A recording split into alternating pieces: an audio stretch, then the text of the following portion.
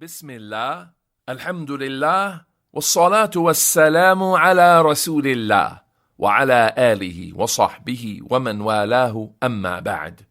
The purpose of this recording is to review with you resources 1, 2, and 3 from your workbooks Aajurroomiyyah, Fundamentals of Arabic Grammar, on pages 103, 104, and 105.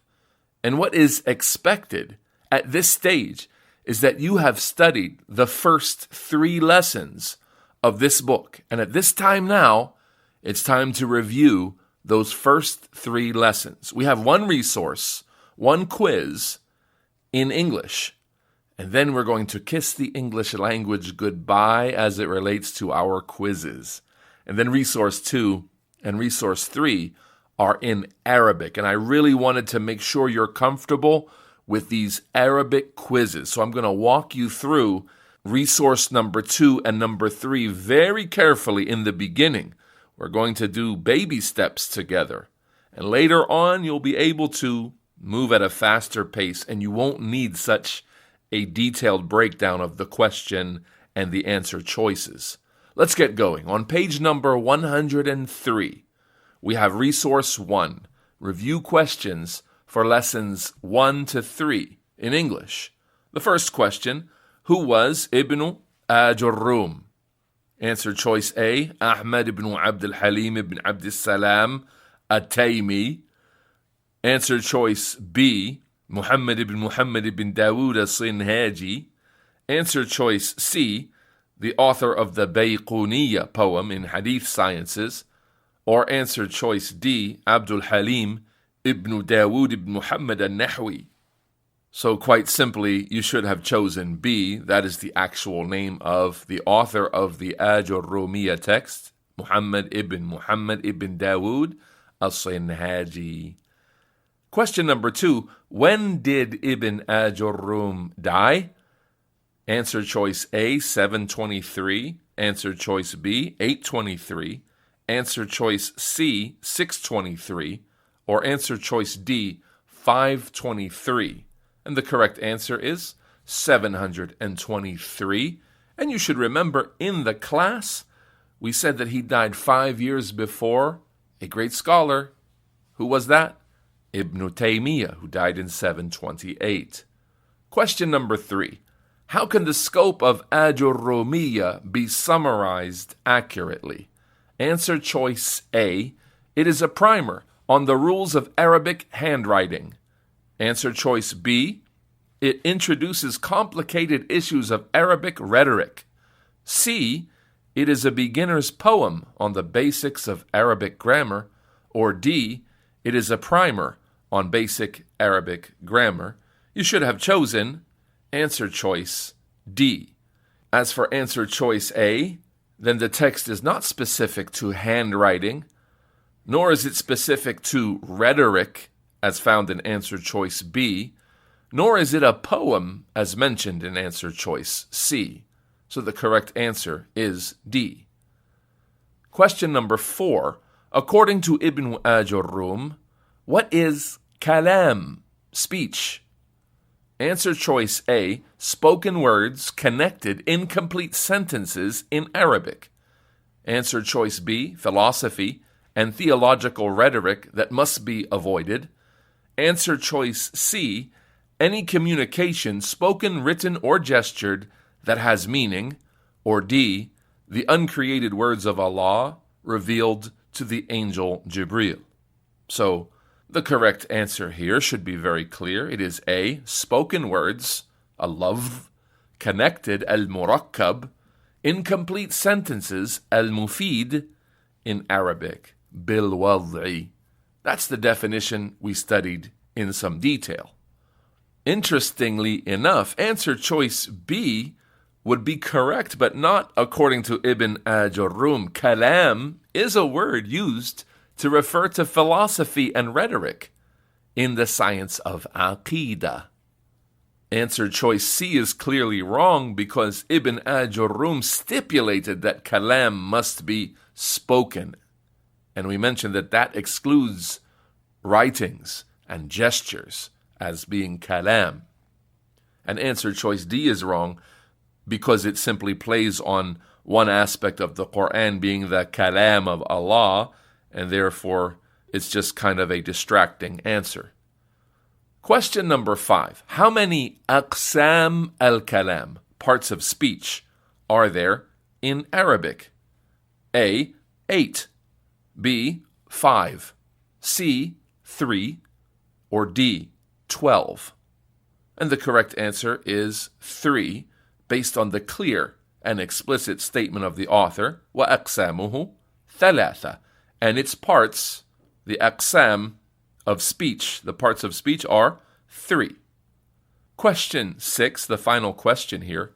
Which of the following is not a part of speech in Arabic, not from aqsam al-kalam? A, ism, B, alif, C, harf, or D, fi'l? The correct answer is B, alif.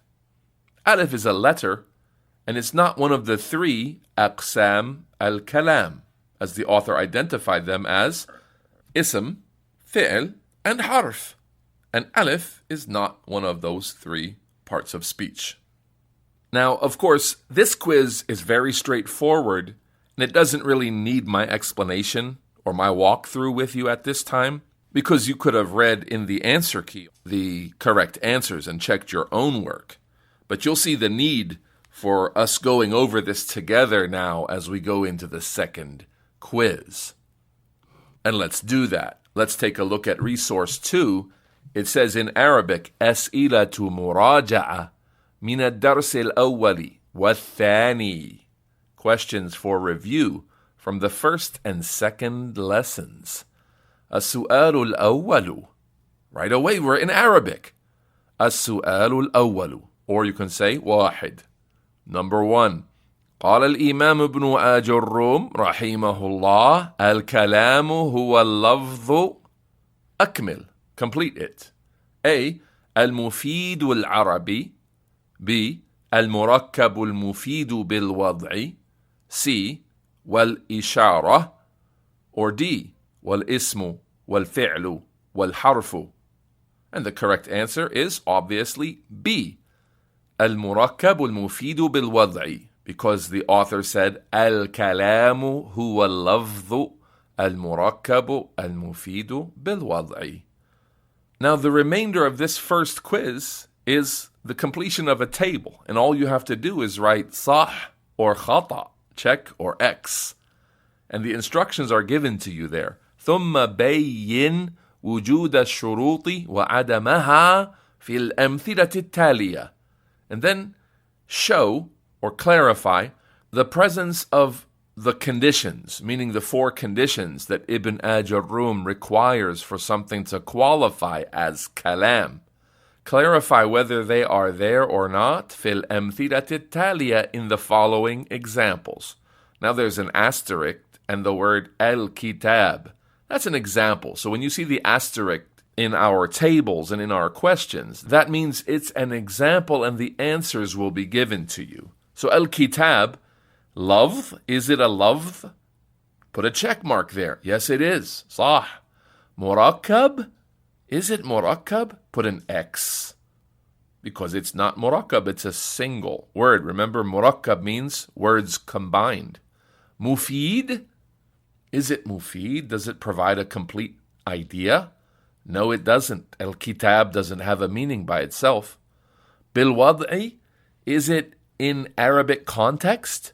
No, it's not. The Arabs don't speak like that. So this one was already given to you. Let's see how you did on the second question. Athani, fi ila. We have 2 words there, fi and ila. So, is there a lafz here? Yes, صح. You should have a check mark for the first one. And of course, the first one on the right side, and we're going right to left. The next word, murakkab. Is this murakkab, meaning 2 words put together or more? Yes, it is. Mufid, does it provide a complete benefit? Does it make a complete idea? And no, it doesn't. Khata, put an X here. And then bil wad'i, Is it in Arabic context? Put another X. No, it is not. The Arabs don't talk like this. They don't say fi ila. Our third question, الثالث. The book is on the table. An English sentence. So are they al-falz? Is that a lafz? Yes. Is it murakkab? Yes. Is it mufid? Does it provide a complete idea? Yes. Bil wad'i. In Arabic? Bil wad'i al-Arabi? The way the Arabs talk? No, put an X on that last box. No, it is not. And then fourthly, الرابع. الرجل في المسجد. The man is in the masjid. Does this consist of lafz, of words? Naam. Yes, put a check. Murakkab. Are they connected and combined? Naam. Yes, they are. Mufid. Does this provide a complete idea? Naam. Put another check. And bil wad'i, in the context and the way the Arabs talk? Naam, it does. So number 4 should be all checks. And now number 5. Zaydun, Amrun, Khalidun, Muhammadun. Well, we have lafz. Yes, we have words. We have tarkib. We have murakkab. We have the second condition fulfilled. Mufid, is it beneficial? Does that make a complete idea? Zayd, Amr, Khalid, Muhammad. That's just a string of words. We've got lafz and we've got murakkab. We've got these two conditions fulfilled, but we don't have any ifada. We have no fa'ida here. So then X. And then bil wad'i, like how the Arabs talk? Nope. The Arabs don't say Zayd, Amr, Khalid, Muhammad. Not at all. Barakallahu feekum. Now let's go to the third resource. Resource number 3. On page number 105. أسئلة مراجعة من الدرس الأول إلى الدرس الثالث. Questions for review from the first lesson to the third lesson. Cumulative review here. الأول. السؤال الأول. The first question. من هو ابن آجرروم? Who is Ibn Ajurroom? Now, that question might sound familiar. We answered this question in English. So let's take this question and answer it in Arabic now. A. Abu Abdullah Muhammad ibn Dawood as-Sinhaji. B. Abu Dawood Sulaiman ibn al-Ash'ath as-Sijistani. C. Abdul Halim ibn Ahmad ibn Dawood al-Hamdani. Or D. Abu al-Fadl Ahmad ibn Ali ibn Hajar al-Asqalani. So, D is the name of the famous scholar Ibn Hajar, and B is the name of the great author of the Sunan Abu Dawood.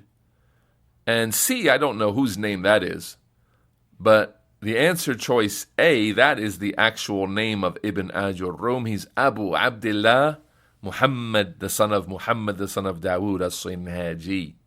السؤال الثاني. متى توفي ابن آجرروم? When did Ibn Ajurroom die? A. سنة 823. B. سنة 1123. C. سنة 923. Or D. سنة 723. And the correct answer is D. سنة 723. 723. السؤال الثالث. ما هو موضوع المقدمة الآجرومية? What is the topic of the Aajurroomiyyah text? A. علم الكلام والمنطق والفلسفة اليونانية. It is rhetoric and Greek philosophy. B. مبادئ وقواعد علم النحو في اللغة العربية. Foundations and principles in grammar in the Arabic language. C. مبادئ وقواعد علم الصرف في اللغة العربية. Foundations and principles in the science of morphology in the Arabic language. Or D. علم الحديث الشريف رواية ودراية. knowledge of the science of hadith, the noble sciences of hadith. And the correct answer is B. مبادئ وقواعد علم النحو في اللغة العربية. It is foundations and principles about nahu, about grammar in the Arabic language. السؤال الرابع, the fourth question. ما هو تعريف الكلام عند ابن آجرروم? What is the definition of kalam, speech, according to Ibn Aajurroomiyyah? A. اللفظ المكتوب المفيد الموضوع. B. الاسم المركب المفيد. C. اللفظ المركب المفيد بالوضع. Or D. اسم مركب وفعل مفيد وحرف جاء لمعنى. Of course, the correct answer is what we have memorized by this point. اللفظ المركب المفيد بالوضع وأقسامه ثلاثة. That's answer choice C, right? The four conditions of kalam. اللفظ المركب المفيد بالوضع. That should be really familiar to us at this point. السؤال الخامس, the fifth question.